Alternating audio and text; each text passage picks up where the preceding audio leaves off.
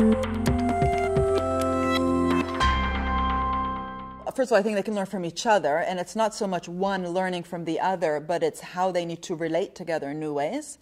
And I really believe in partnerships. This is not about the state doing everything or mythologizing the private sector, but the long-termism of the public sector is something that the private sector should appreciate. I don't think the private sector will ever learn to be long-termist because, well, it depends. There's varieties of capitalism. There's some companies that have a corporate governance structure that's more stakeholder, not shareholder driven, and they do tend to be more long-termist. And they can work with government much more easily because they are both together working for the long run. I think it's sometimes hard if you have one party, the government, thinking long-term, and then the private sector there just to make a quick buck. That partnership's going to be difficult.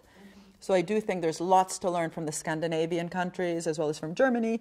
Having trade unions on the board of companies is not a bad idea when you want to, the tripartite, so government, business, trade unions, workers together, discussing the opportunities of the future and the kinds of investments that are required by both public and private. Countries like Italy, there's too much focus on the subsidy. And subsidies create a parasitic relationship between public and private. Investments on both public and private mean we're going to share risks, it's going to be difficult. It's not about facilitating, it's sharing the difficulty, but they have different roles, but they can't be too different. It can't be that one is visionary, long-term thinking, and the other one is just there to make money along the way and to run off. More than the subsidy issue, the point is what subsidies do is they lower the cost, right? So that's fine. First of all, they should be smart. So, most R&D tax credits are not designed very well because they focus on the profits that are generated as opposed to the labor that's hired.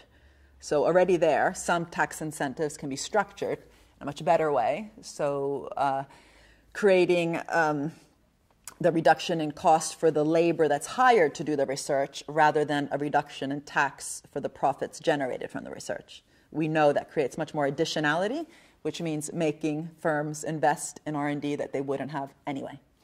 But if subsidies occur alone without public investment, it just increases profits. It doesn't increase investment.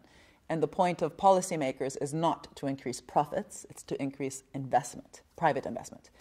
And so it's this kind of opportunity in direct investment which tends to increase the animal spirits, the expectations of growth in the private sector, which then makes them kick in and invest. If you just focus on reducing tax, you've made them more profitable, but that's not a policy.